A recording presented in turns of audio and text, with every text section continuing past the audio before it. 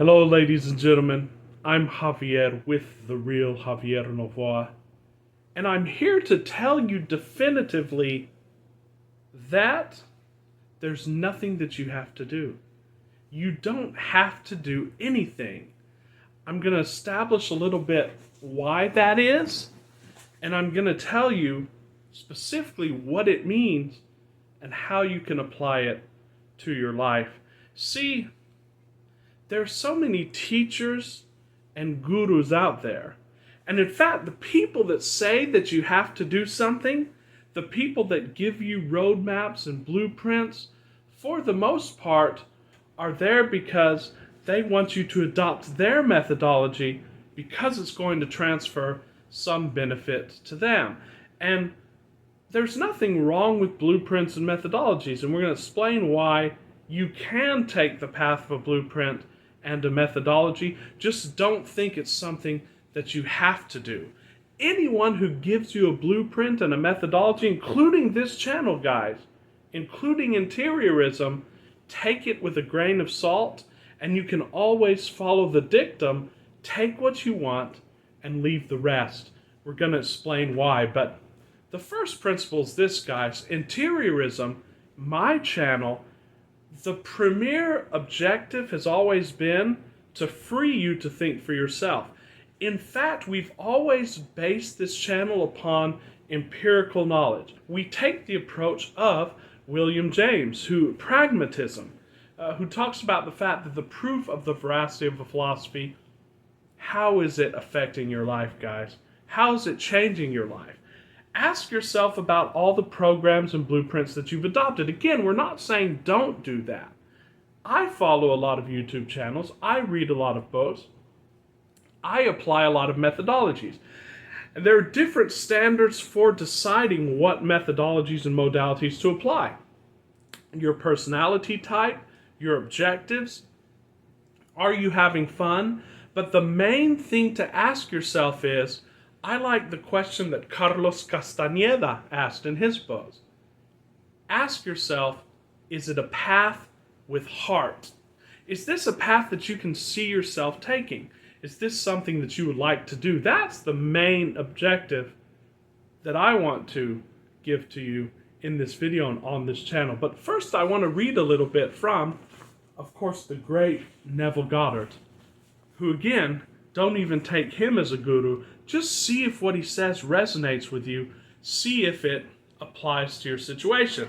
But this is going to apply to everybody. He wrote a great book called Your Faith is Your Fortune. It's one of his greatest books. It was one of his earlier books that he wrote when he was in his late 30s. And the chapter that I want to read just a little bit of is called Whom Seek Ye?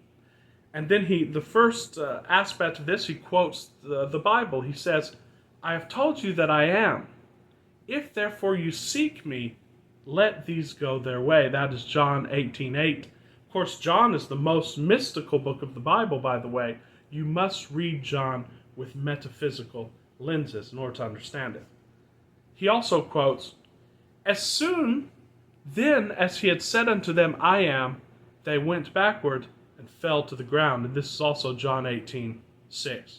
And now Neville speaks. He says, today there's so much said about masters, elder brothers, adepts, and initiates that numberless truth seekers are being constantly misled by seeking these false lights. For a price, most of these pseudo-teachers offer their students initiation into mysteries, promising them guidance and direction. Of course, you see it today. You see it with coaches. You see it on YouTube. You see it in churches. You see it with people in videos who say you must have a mentor and then offer their mentorship services, which again is fine. If a mentor resonates with you, go ahead and follow that path, but do not abdicate your own light that you have within. You have a light within. So Neville continues, man's weakness for leaders, as well as his worship of idols, makes him an easy prey of these schools and teachers. Good will come to most of these enrolled students. They will discover after years of awaiting and sacrificing that they were following a mirage.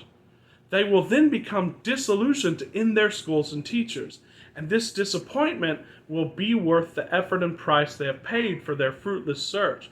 They will then turn from their worship of man, and in so doing discover that which they are seeking is not to be found in another, for the kingdom of heaven is within. This realization will be their first real initiation. So, as Neville says, your first real initiation is realizing that you never needed these gurus, you never needed these leaders in the first place. Alan Watts, the great teacher of Zen from the 60s, talked about this. He talked about the formal Zen training and masters and even monasteries where you go to try to seek enlightenment. If you go behind the scenes, there's even a book written about this, and the Zen masters would say, I hate that book because it teaches everyone all of our tricks.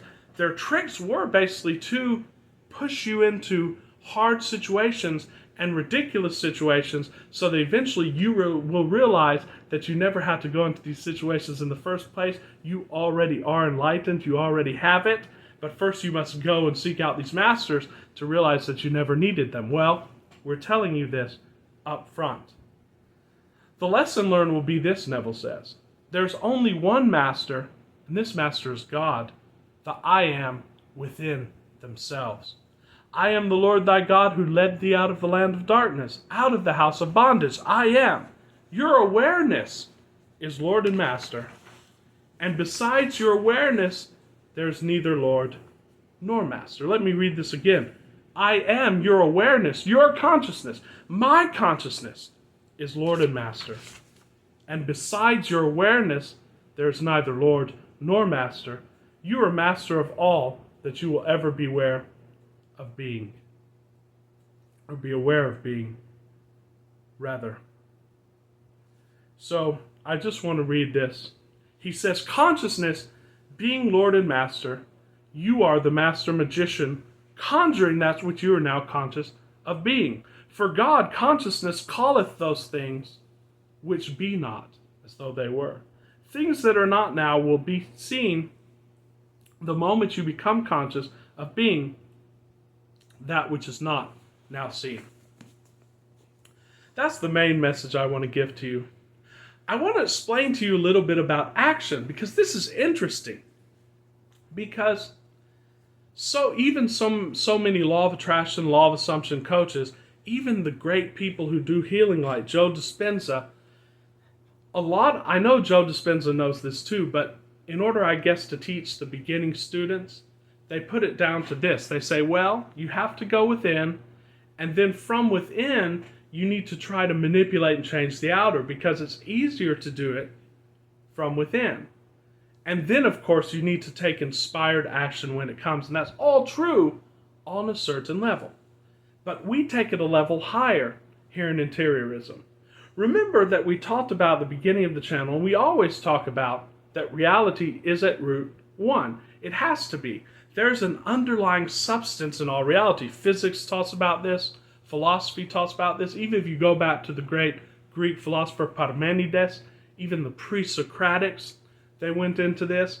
There's one nature of all reality. It still is. There's just an illusion of separation. The separation itself creates the illusion. The Gnostics have the story about this. Sophia, who went into her sleep and made multiplicity. But what does that mean? That means that there are rules of the simulation, because this is a simulation, but only when you go into the simulation. But by understanding what the simulation is, you can know what the authentic rules are. And the authentic rule is this, guys. When we're in multiplicity, there are two main realities. There are two men, and the Bible talks about this. There's one man that is the outer man, and there's one that is the inner man. And the Bible says that this is the Lord of heaven, the inner man. The inner man and the outer man, therefore, touch not. They're separated. They're separated in the illusion, because the inner man is not part of the illusion. The inner man is what can be known as your interior, and that is reality. That is your reality. Of course, you also experience the outer man, but what happens on the inner must happen on the outer. That's metaphysical law. So, if you can separate these two, you'll understand the nature of action. Now, of course, we know by law of attraction, whatever the inner man is being, it will attract to the outer man the nature of the vibration of that inner man. What does that mean, guys? Just focus on the inner man and forget about the outer man. What can be implied from this? Or what can be extracted from this? What can be extracted from this is that there's nothing that you have to do on the outer. There's nothing that you have to change. But there's an even more fundamental principle and rule of this, guys. In the simulation, there's nothing that you can change. Why? Well, if we go back to Vadim Zeland, in his system of reality transurfing, it's a very logically rigorous and cohesive system. All of the parts follow logically. And he talks about the fact that we live in a universe of infinite potentialities. If we did not, it could not be the universe. So in this universe are infinite potentialities. But what are potentialities but chains of cause and effect? So they're infinite chains of cause and effect, and the allegory that he gives for these chains of cause and effect are film rolls. So imagine that we're in a universe of infinite film rolls, but of course you are the universe because you are all that is.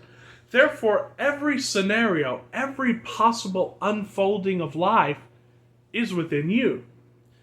But these film rolls, by necessity, are cause and effect, and basically they're already set, like a film roll.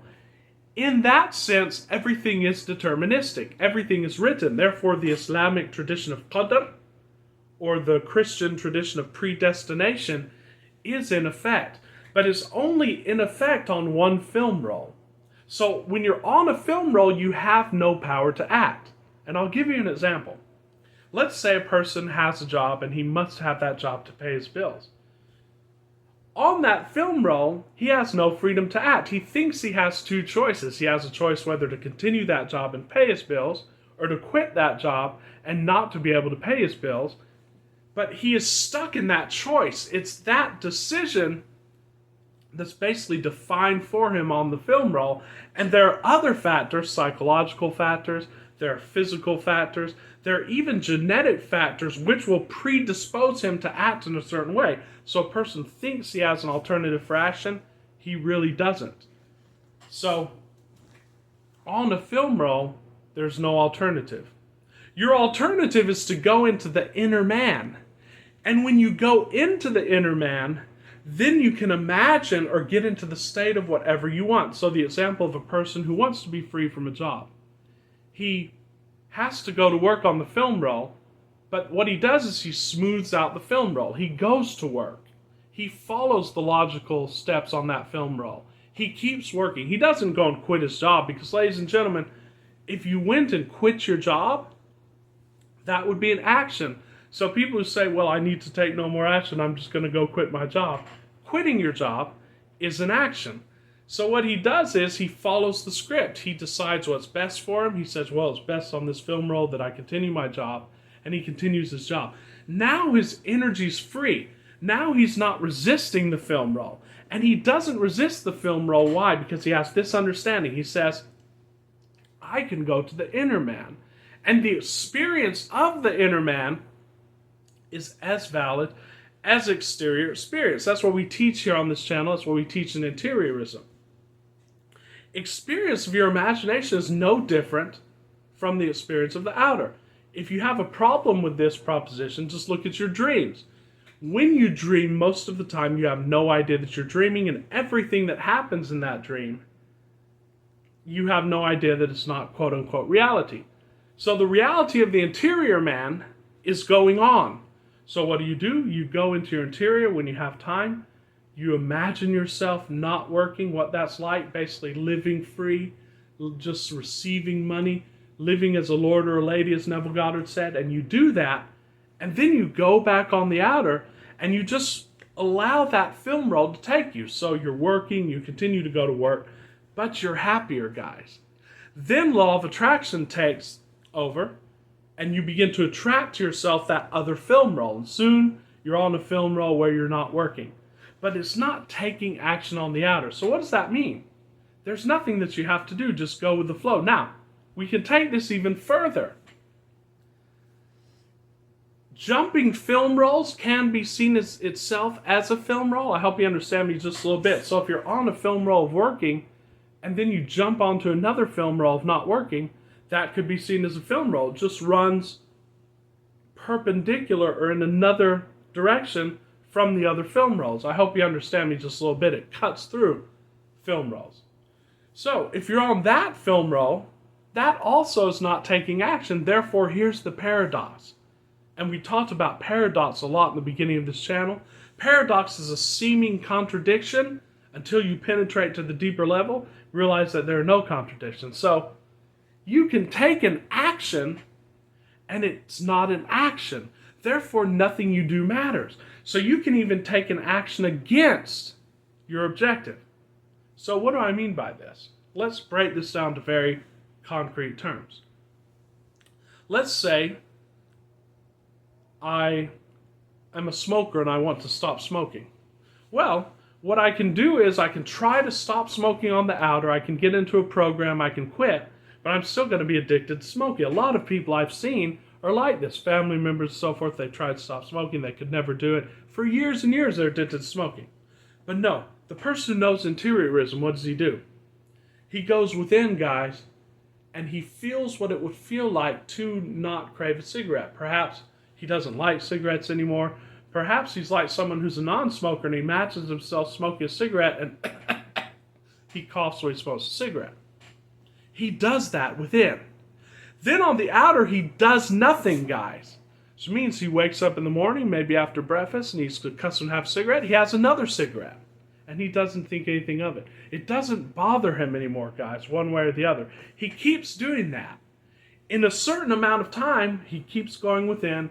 He keeps getting into the state of that non-smoker. And within a certain amount of time, on the outer, he's not going to crave cigarettes anymore. There are many stories about this. I just heard this recently on an interview with a coach in Law of Assumption. Talked about the smoking aspect. Don't try to do anything, guys. Don't force anything. You don't have to do anything. That's the liberating news. So let's say you want to lose weight. Well, you're going to try to eat all the right foods. You're going to try to exercise. Stop doing that. 2020, who's a great manifestation coach, and I'm trying to have him on. We're going to talk about this topic. He calls it identity-based manifesting. So let's say someone who wants to be very physically fit, he goes within and he says, who's the person who is physically fit? And then on the outer, you just continue living your life. You want to eat a candy bar? Eat a candy bar, but then go within and ask yourself, is the person who's physically fit doing this? And what would he feel like eating a candy bar? And eventually, all of your habits will simply coalesce around that. So look at how liberating this is, guys. Let's unpack a little bit what this means. It means that everything on the outer is just a game, and it means that you're going to get what you want on the outer no matter what. You know the law. It means a few things. It means that you don't have to wait even one day to get what you want. Jesus talked about in the Gospels, he said, you do not wait 3 months for the harvest. I think it's 3 months. I forget exactly the amount of days it is. You don't have to wait till tomorrow or next month to go to that beautiful restaurant. If you really like cars, you don't have to wait 2 years to save up to buy that Ferrari. You can do it right now in the inner man, in your imagination. And again, philosophers have proved, and you have to prove this to yourself. In fact, let's prove it just right now, real quick. I want you to close your eyes and imagine yourself driving a Ferrari. Even if you don't like a Ferrari, imagine yourself driving it to the best of your ability. It doesn't have to be perfect. Get really intense, like feel your imaginary hands on the steering wheel.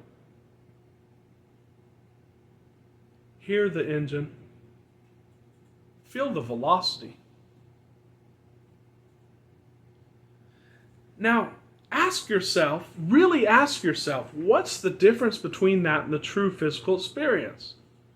Nothing while you're there. Now you can think back and say, oh, well, it felt like, there's no difference, guys. The only real difference is that you can't tell people, oh, I drove a Ferrari. and I wouldn't recommend that you tell people, but it's not something that you might be able to share with people. You certainly close your eyes again and imagine yourself with a friend in the Ferrari and say, hey, we're driving a Ferrari. I put to you that there's no difference, and if that was all the benefit from this to enjoy, that's enough, guys. Why do people play video games? Why do we watch movies? Why do we read books? It's all imagination. We do it to enjoy it, and there's no difference, I'm telling you, for the brain, for the body, between the imaginal and the quote-unquote real.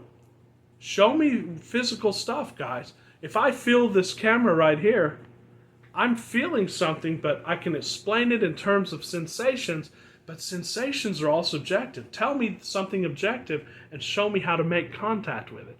I cannot. The only thing that you can make contact with is your own consciousness. So that's one of the benefits, is that you get it right now instead of having to wait, as Jesus said, a period of time to reap the harvest. You reap the harvest immediately, right away.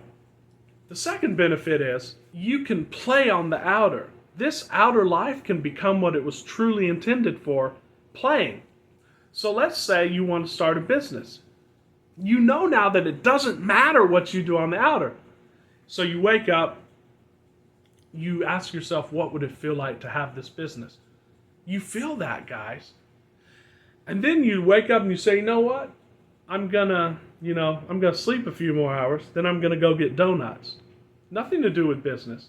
But then you go within and you ask yourself, that now that I am in the inner man, the man of business, what would I be doing? And then you play that out in your mind. And I promise you guys, eventually you're going to see that on the outer. But in the meantime, you get to play with this. You can go the other way. The next day you can wake up and say, you know what? And I'm reading this book by Noah Kagan, The $1 Million Weekend, and we're actually doing a series on it. And I've been doing this. I'm going to go and apply this book. And this, guys, this is hands-on. This is going out and asking people for $1. This is going out in the street and asking people for money. This is asking for 10% off in restaurants. It's fun, and you'll get rejections, and then you can learn how to handle those rejections. But guys, it doesn't matter, because this has no bearing on the inner man. The inner man already has the business. The way it manifests on the outer for you may be from Noah Kagan's $1 Million Weekend, or it may be from your Uncle Joe sending you a check for $1 million just because, say, you know what, I just felt like sending you a check for $1 million.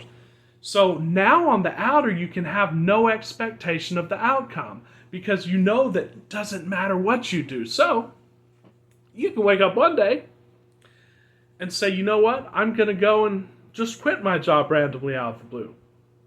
Wouldn't recommend it, because it's going to be a hard turn. But even that doesn't matter, because then you can go back to the inner man and you can say, okay, well, I have a complete dependable income, and it doesn't matter. And that will happen for you. Again, don't recommend it. Be soft and be gentle, because you're on a film roll and you really don't want to upset it too much. But realize that you can't screw up that much, guys. That's the liberation that interiorism gives to you. And for people, and I've had emails and comments saying, well, this is teaching people to be out of touch with reality. It's really not. Because what you're realizing is, you know what? All of this pressure on my current film roll is now gone. So now I can go in and say, what can I do better? You can ask yourself, what can I do better? But there's no pressure to do it. So you can take small steps. And according to the studies, it's the small micro steps that really add up with that compounding and get the greatest results. Because when people go out and try to do things really hard, they burn themselves out. And if you ask them a year later, they're not doing it anymore. Why? Because it's so much of a pain in the neck. But if you're just approaching it like an experiment, because it doesn't really matter, and you're just going out and you're doing stuff, guess what?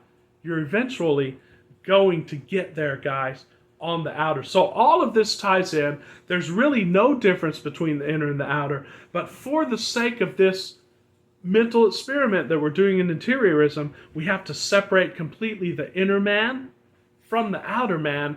And so therefore, let's say again, we're going back to the example of quitting smoking. Well, you now imagine what it would be like to be a non-smoker. Again, whatever that means for you, and then go and light up a cigarette. And I promise you, very soon, and you know not what the time period is, as Neville said, there's a certain amount of time for an egg, a certain amount of time for a baby elephant, a certain amount of time for a horse. It all comes in its due season. An oak tree, an ear of corn, they all come at different times, but it will bloom, guys. It will harvest in the outer. But until then, you just go to the inner man and you live as you want to live on the interior, and then on the exterior, you just do what Abraham Hicks says, you take the next logical step. So there's nothing you have to do, guys. There's no path that you have to take. There's no guru that you have to follow, and there's nothing that you have to do. The only thing that you have to do is decide what you want, and then go within and get into the state of that, and then allow the conditions of your life to coalesce around that and have fun. I hope you've enjoyed this video. If you enjoy our channel, I do invite you to hit the subscribe button below, join a community of Master Manifestors, like the videos, share the videos, help us get the word out. And until very soon, this is Javier with the real Javier Novoa bidding you a wonderful rest of the week.